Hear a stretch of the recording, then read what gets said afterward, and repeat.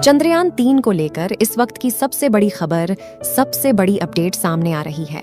एक ऐसी खबर, एक ऐसी जानकारी, एक ऐसा वीडियो इसरो की तरफ से सामने आ चुका है, चंद्रयान-3 के लैंडर और रोवर का, जिसे देखने के बाद आप भी हैरान रह जाने वाले हैं। इस वीडियो को जारी करने के साथ ही इसरो ने लैंडर और रोवर की अब तक की कनेक्ट ना होने की वजह को भी स्पष्ट कर दिया है। साथ ही साथ इसके पीछे की बहुत अहम वजह सामने आ चुकी है। इसके बाद भारतीय अंतरिक्ष एजेंसी इसरो ने अमेरिकी अंतरिक्ष एजेंसी और दुनिया के तमाम अंतरिक्ष एजेंसियों से इस मामले को लेकर के बात उठाई है। तो क्या है पूरी खबर, क्या पूरी अपडेट इस वक्त सामने आ रही है? साथ ही साथ वह वीडियो भी आपको दिखाएंगे जो इसरो की तरफ से जारी किया गया है। तो वहीं इस वीडियो के सामने आने के साथ ही इसरो ने चीनी अंतरिक्ष एजेंसी और चीन को बुरी तरह से लताड़ भी लगा दी है। जो चीन और ब्रिटेन अब तक यह कह रहे थे कि भारत ने चांद की सतह पर ऐसा कुछ भी नहीं किया है और भारत ने चांद के साउथ पोल पर अपने लैंडर और रोवर को उतारा भी नहीं है, उनको यह वीडियो देखने के बाद यह बात तो स्पष्ट हो ही जाएगी। साथ ही साथ भारत की चंद्रयान-3 की इसरो को लेकर के जो हमारे एस सोमनाथ जी ने जवाब दिया है वह भी सुनने लायक है। हालांकि उन्होंने यह बात भी स्पष्ट कर दी है कि भारत कठनी नहीं बल्कि करनी पर विश्वास करता है और वह करके भी दिखाया है। भारत में इस वक्त खबर आ रही है, बहुत बड़ी अपडेट है। रोवर ने चांद की सतह पर एक्टिव होने के साथ ही बहुत अहम जानकारी इसरो के पास भेज दी है। दिखाएंगे आपको इस वीडियो में। वह वीडियो आगे तो चैनल पर बने रहे, साथ ही वीडियो को लाइक और चैनल को अगर अभी तक आपने सब्सक्राइब नहीं किया है तो सबसे पहले एक सच्चे देशभक्त की तरह चैनल को सब्सक्राइब कर लें और कमेंट बॉक्स में इसरो की उपलब्धियां के लिए एक प्यारा सा कमेंट जरूर लिखें। बता दें कि बीते एक दिन पहले ही इसरो ने चांद की सतह पर मौजूद लैंडर और रोवर से देर रात संपर्क स्थापित कर लिया था और इसके साथ ही इसरो की तरफ से अब एक ऐसा वीडियो भी जारी किया गया है। चांद की सतह से यह वीडियो सामने आया है और लैंडर और रोवर से बड़ी अहम वजह भी सामने आ चुकी है। बता दें कि इसरो के चीफ एस सोमनाथ ने जानकारी देते हुए बताया है कि चांद के साउथ पोल पर हमारे चंद्रयान-3 के लैंडर और रोवर के स्लीप मोड में जाने के बाद से चांद की सतह पर बहुत कुछ ऐसी घटनाएं हुई जिसकी वजह से बाद में इसरो को इस बात की अब जानकारी लगी है।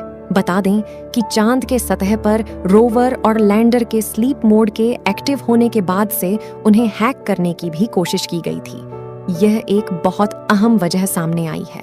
आपको बता दें कि इसकी जानकारी किसी और ने नहीं बल्कि रोवर में मौजूद डेटा से ही मिल सकी है। आपको बता दें कि इसरो रोवर से किसी एक खास फ्रीक्वेंसी पर ही बात करता है और इसी फ्रीक्वेंसी पर ही यह रेडियो सिग्नल इसरो और रोवर दोनों तरफ से रिलीज किए जाते हैं। हालांकि यह फ्रीक्वेंसी की सूचना गुप्त रखी जाती है, यानी कि वह फ्रीक्वेंसी कौन सी है इसे गोपनीय रखा जाता है और इससे अधिक या कम होने पर रोवर उस फ्रीक्वेंसी का रिस्पांस नहीं करता है। लेकिन इन सभी चीजों के बावजूद रोवर को हैक करने की कोशिश भी की गई है।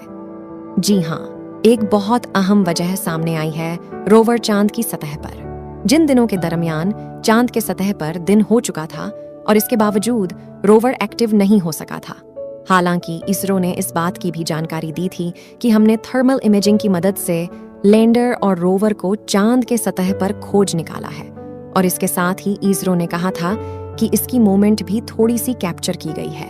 लेकिन इसके बावजूद इसरो से संपर्क नहीं स्थापित हो सका था और इसी दरमियान इसरो भी ज्यादा परेशान हो गया था कि आखिर चांद की सतह पर अगर लैंडर और रोवर में हल्की मूवमेंट हो भी रही है तो यह चांद की सतह से आखिर जुड़ क्यों नहीं पा रहे हैं, यानी इससे हमारा संपर्क हो क्यों नहीं पा रहा है।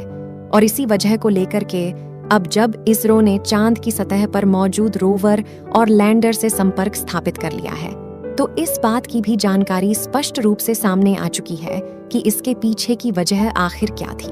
बता दें कि इसरो ने बताया है कि चांद की सतह पर जब हमारे लैंडर और रोवर स्लीप मोड में थे और इसके बाद जब चांद की सतह पर दिन हुआ तो इसके साथ ही रोवर और लैंडर के कुछ पार्ट और एआई एक्टिव हो चुका था।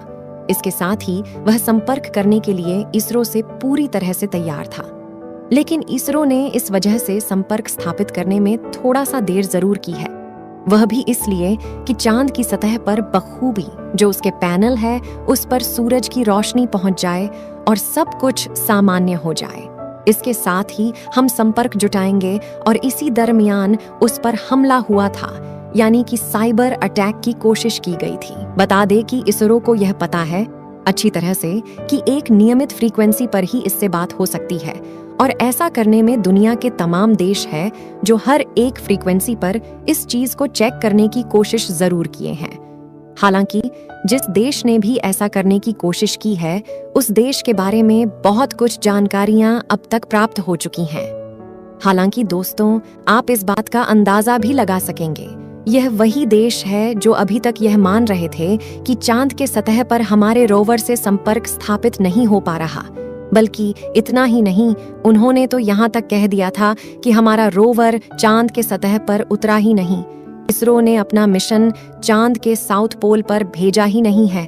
उन्हीं देश में से एक देश की जानकारी अब सामने आ चुकी है।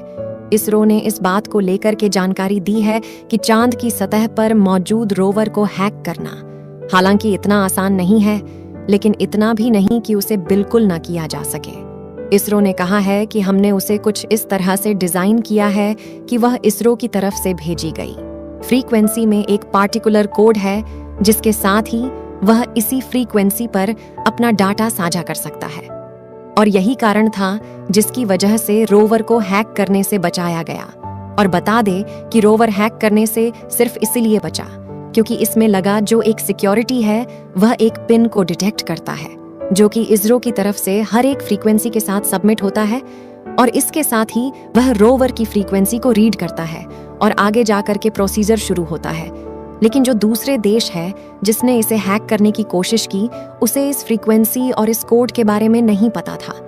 शायद तभी ऐसा हुआ कि फ्रीक्वेंसी समान होने के बावजूद वहां पर इस कोड की वजह से रोवर ने कोई भी डाटा साझा नहीं किया है, ना ही उसे हैक करने की कोशिश सफल हो पाई है। और इसरो ने अब इस बात की जानकारी दी है कि चांद की सतह पर मौजूद रोवर पर अब कोई खतरा नहीं है और अगले 5 दिनों तक चांद की सतह पर रोवर काम करने वाला है। हालांकि इसरो ने अब भी कहा है कि 5 दिनों के बाद रोवर एक बार फिर से स्लीप मोड में जाने वाला है। इसरो ने फुटेज जारी करके ये बताया है कि चांद की सतह पर एक बार फिर से स्थिति उत्तरायण की तरफ बढ़ रही है, यानी कि चांद की सतह पर रात जैसी स्थितियां जल्द ही बनने वाली हैं, क्योंकि एक लंबा समय बीत गया था जब रोवर से संपर्क स्थापित करने में इसरो को देरी लगी और इस वजह से लगभग 10 दिनों का समय खराब हो गया है। और इन 10 दिनों के समय खराब होने की वजह से अब जो संपर्क और वहां पर एक्टिव रहने के दिनों की जो संख्याएं हैं वह महज 5 ही बची है, यानी कि अगले 5 दिनों तक ही हम चांद की सतह पर रोवर को मूवमेंट कर सकते हैं। हालांकि इसरो ने यह बात भी स्पष्ट कर दी है कि अब अगले आने वाले समय में इसरो को चांद की सतह पर दोबारा एक्टिव करने के लिए हमें जरा भी मेहनत नहीं करनी पड़ेगी। बहुत ही आसानी से और अगली बार तुरंत ही रोवर को एक्टिव किया जा सकेगा और हमारा रोवर चांद की सतह पर 1-2-4 महीने नहीं बल्कि सालों साल तक काम कर सकता है। इसमें ऐसी कैपेबिलिटी अब मौजूद है। इसरो ने कहा है कि पहली बार में ही इस बात का टेस्ट अब हो गया है और हमें वह गलतियां भी समझ में आ गई हैं जिसकी वजह से अब तक हमें इतना समय लग रहा था। हालांकि दोस्तों, इस खबर को लेकर आप क्या कहना चाहेंगे? आखिर वह कौन हो सकता है जो ऐसा करने की कोशिश कर रहा था? आखिर किस देश ने ऐसा किया है? आप कमेंट बॉक्स में कमेंट करके जरूर बताइएगा। साथ ही वीडियो को लाइक और चैनल को सब्सक्राइब जरूर कर लीजिएगा।